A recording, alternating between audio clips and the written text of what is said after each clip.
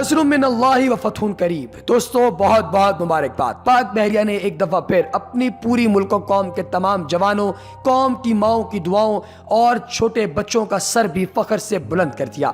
پاک بحریہ نے ملکی سمندری زون میں موجود بھارتی آبدوز کا سراغ لگا لیا۔ ترجمان کے مطابق پاک بحریہ نے بھارت کی جدید اسلحے اور ٹیکنالوجی سے لیس آبدوز کو واپس بھاگنے پر مجبور کر دیا۔ پاکستان نے امن دوستی کا ثبوت دیتے ہوئے اس پر حملہ نہیں کیا، لیکن اسے وہاں پر ایک لمحے کو ٹکنے بھی نہیں دیا۔ ترجمان پاک بحریہ کا کہنا ہے کہ بھارت کو سمندری محاذ پر بھی ایک بار پھر ناکامی کا سامنا کرنا پڑا ہے۔ پاک بحریہ نے اپنے سمندری زون میں موجود بھارتی آبدوز کا سراغ لگا لیا ہے۔ پاک بحریہ نے سراغ لگا کر آبدوز کو پاکستانی سمندری حدود میں داخل ہونے سے روک لیا۔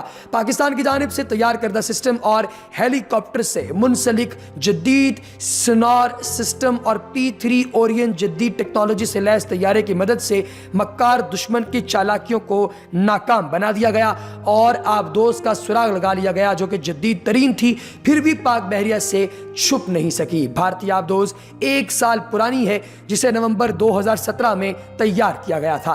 ترجمان کا مزید کہنا تھا کہ یہ اہم کارنامہ پاکستان نیوی کی اعلیٰ صلاحیتوں کا منہ بولتا ثبوت ہے۔ پاک بحریہ نے اعلیٰ پیشہ ورانہ مہارتوں کے ساتھ ہر دم چوکنا رہتے ہوئے کامیابی سے بھارتی آبدوز کا سراغ لگا کر اسے پاکستانی سمندری حدود میں داخل ہونے سے روک لیا۔ ترجمان کا مزید کہنا تھا کہ امن قائم رکھنے کی حکومتی پالیسی کو مد نظر رکھتے ہوئے بھارتی آبدوز کو نشانہ نہیں بنایا گیا، جو پاکستان کی امن پسندی کا غماس ہے۔ اس واقعے سے سبق حاصل کرتے ہوئے بھارت کو بھی امن کی طرف راغب ہونا چاہیے۔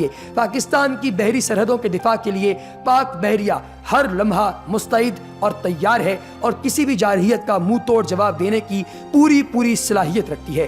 دوستو، انفارمیٹکس میں خوش آمدید۔ آج کی اس ویڈیو میں آپ کو ہم پاک بحریہ کی جتنے بھی طیارے، پاک بحریہ کے پاس جتنا جدید اور ایڈوانس سسٹم اور پاک بحریہ بنیادی طور پہ ورک کیسے کرتی ہے، ان تمام باتوں پر ایک ڈیٹیلڈ رپورٹ دیں گے۔ اگر آپ نے ابھی تک ہمارے چینل دی انفارمیٹکس کو سبسکرائب نہیں کیا تو چینل کو سبسکرائب کیجئے اور بیل آئیکن پر کلک کیجئے تاکہ آپ کو آنے والی انفارمیٹو ویڈیوز کی اپڈیٹس وقتاً فوقتاً ملتی رہے۔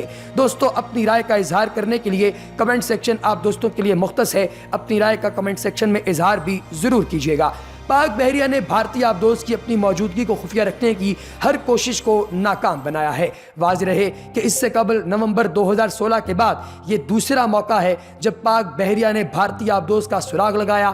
بھارتی آبدوز انٹیلیجنس کام کرنے کے لیے پاکستانی پانیوں کے اندر آنا چاہتی تھی، جسے پاک بحریہ کی جانب سے ڈیٹیکٹ کیا گیا اور انگیج کرنے کے بعد اسے پانی کی سطح پر آنے پر مجبور کر دیا۔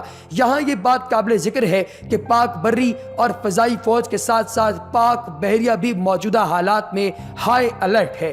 27 فروری کو پاکستان نے فضائی حدود کی خلاف ورزی پر بھارت کے 2 طیارے مار گرائے تھے اور پائلٹ ابھینندن کو گرفتار کیا تھا، جس کے بعد بھارت نے بھی طیاروں کی تباہی اور پائلٹ لاپتہ ہونے کا اعتراف کیا۔ DGISPR نے بتایا تھا اور بھارتی طیارے پاکستانی حدود میں نشانہ بنائے گئے۔ ایک طیارہ آزاد کشمیر جبکہ دوسرا مقبوضہ کشمیر کی حدود میں جا کر گر گیا تھا۔ دوستو، پاک بحریہ نے بھارتی آبدوز کی اس جارحیت کو ناکام بنا کر اس کی دراندازی کی کوشش کو ناکام بنایا۔ بھارت کو فضا کے بعد سمندری محاذ پر بھی ناکامی کا سامنا کرنا پڑا اور اپنے سمندری طوفان کے ذریعے وہ پاکستان کو زج کرنا چاہتی تھی، لیکن پاکستانی پانیوں میں سے اس کو فوری طور پر باہر نکال دیا گیا۔ ہر دم چوکنا رہنے والی بھارتی جو آبدوز ہے، جو کہ اس وقت اپنے آپ کو چھپانے کی ہر دم کوشش کر رہی تھی، الحمدللہ ہماری آرمی نے اس کو فوری طور پر ناکام بنایا، اس کی کوششوں کو، اور اس کو یہاں سے نکالنے پر جو ہے وہ اپنی فتح کا پرچم لہرا کر دنیا کو یہ ثابت کیا کہ پاکستان کی بحریہ کسی بھی حوالے سے پیچھے نہیں ہے۔ دوستو، پاکستان کی بحری حدود اور سمندری اور ساحلی مفادات کی حفاظت کرنے کے لیے پاکستان کی جو آرمی مختص ہے اسے پاک بحریہ یا پاکستان نیوی کا نام دیا جاتا ہے۔ پاکستان کی دفاعی افواج کے بحری جنگ و جدل کی شاخ پاک بحریہ پاکستان کی 1046 کلومیٹر لمبی ساحلی پٹی کے ساتھ ساتھ بحیرہ عرب اور اہم شہری بندرگاہوں اور فوجی اڈوں کے دفاع کی ذمہ دار ہے۔ 1947 میں پاک بحریہ پاکستان کی آزادی کے بعد وجود میں آئی اور ایڈمرل کلیم شوکت موجودہ سربراہ ہیں۔ بحری 8 ستمبر 1965 کو پاک بھارت جنگ کی یاد میں منایا جاتا ہے اور بحری دن 8 ستمبر کو منانے کے ساتھ ساتھ پوری دنیا میں پاکستان نیوی کا ڈنکا بجتا ہے۔ پاک بحریہ پاکستان کی حکومت کی پالیسیوں کی حمایت میں ملکی اور غیر ملکی خدمات سر انجام دیتی ہے۔ پاکستان کے دفاع کے لیے پاک بحریہ کا موجودہ اور بنیادی کردار ہے۔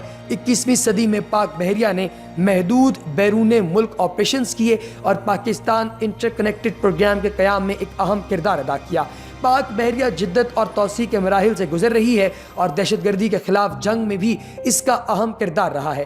2001 سے پاک بحریہ نے اپنی آپریشنل گنجائش کو بڑھایا اور عالمی دہشت گردی، منشیات، سمگلنگ اور قزاقی کے خطرے کا مقابلہ کرنے کی قومی اور بین الاقوامی ذمہ داری میں تیزی لائی۔ 2004 میں پاکستان نیٹو مشترکہ ٹاسک فورس CTF 150 کا رکن بن گیا۔ پاکستان کے آئین کے تحت صدر پاکستان پاکستانی مسلح افواج کا کمانڈر ان چیف ہوتا ہے۔ Chief of naval staff CNS جو کہ 4 ستارے والا ایڈمرل ہوتا ہے، پاک بحریہ کا سربراہ ہوتا ہے، جس کو وزیر اعظم پاکستان صدر پاکستان سے مشاورت کے بعد مقرر کرتا ہے۔ Chief of naval staff civilian وزیر دفاع اور سیکرٹری دفاع کے ماتحت ہوتا ہے۔ آج پاکستان کے لیے ایک تاریخی دن ہے، خاص کر ان لوگوں کے لیے جو بحریہ کے ساتھ جو ہے وہ اس کے ساتھ جو ہے موجود ہیں، ان کے ساتھ جن کا الحاق ہے، کیونکہ پاکستان کی بحریہ نے ایک دفعہ پھر الحمدللہ پاکستان کو فتح دلائی ہے۔ اور پاکستان کے بانی محمد علی جناح کا مارچ 1948 والا اگر آپ بیان دیکھیں جو کہ پاکستان نیول اکیڈمی منوڑا میں تھا، تو اس میں وہ کہتے ہیں کہ مجھے فخر ہے کہ مجھے اس کا سربراہ اور آپ کے ساتھ مل کر اس کی خدمت کے لیے مقرر کیا گیا ہے۔ یہ میرا اور آپ کا فرض ہے کہ آنے والے مہینوں میں اس بحریہ کو ہم ایک مستعد اور خوش باش بحریہ بنائیں۔ پاک بحریہ 15 اگست 1947 کو پاکستان کی ریاست کے قیام کے ساتھ وجود میں آئی تھی۔ مسلح افواج کی ریکنسٹیٹیوشن کمیٹی نے شاہی ہندوستانی بحریہ کو پاکستان اور بھارت کے درمیان تقسیم کیا۔ شاہی پاک بحریہ کو 2 سلوپ، 2 فریگیٹس، 4 مائنوسوپیئر، 2 بحری ٹرالرز، 4 بندرگاہ لانچز اور 358 اہلکار، 180 افسران اور 34 ریٹنگ ملے۔ پاکستان کے ساحل پر ڈیلٹا کے علاقے زیادہ ہونے کی وجہ سے پاکستان کو بندرگاہ، ڈیفنس، موٹر لانچز کی ایک بڑی تعداد بھی ملی۔ 1956 میں پاکستان کو ایک جمہوریہ ملک قرار دیا گیا اور دولت مشترکہ کے حصے کے طور پر شاہی کا لاحق کا ختم کر دیا گیا۔ پاک بحریہ نے 1947 کی پاک بھارت جنگ میں بھی اہم کردار ادا کیا تھا اور اس لیے ہنگامی منصوبے کے طور پر جو ہے وہ 1948 میں بحریہ میں بحری جاسوسی کے معاملات کے لیے ڈائریکٹوریٹ جنرل نیول انٹیلیجنس یعنی DGNI کا محکمہ قائم کیا گیا تھا، جس نے آج ایک دفعہ پھر پاکستان کو فتح دلائی ہے۔ 1947 کی جنگ کے خاتمے کے بعد بحریہ نے اپنے اڈوں کی توسیع کا کام شروع کر دیا اور کراچی میں نیول ہیڈ کوارٹرز کا قیام عمل میں لایا گیا۔ 1949 میں اپنا پہلا O کلاس تباہ کن ڈسٹرائرز بحری جہاز شاہی بحریہ سے خریدا گیا اور پاکستان کی بحریہ کی آپریشنل تاریخ کا آغاز 1949 کو شاہی بحریہ کے 2 عطیہ کردہ تباہ کن ڈیزاسٹر بحری جہازوں PNS ٹیپو سلطان اور PNS طارق کے ساتھ ہوا۔ PNS طارق کی کمان لیفٹیننٹ کمانڈر افضل رحمان خان کو دی گئی اور اس کے بعد اس کو آگے پروسیڈ آن کیا گیا۔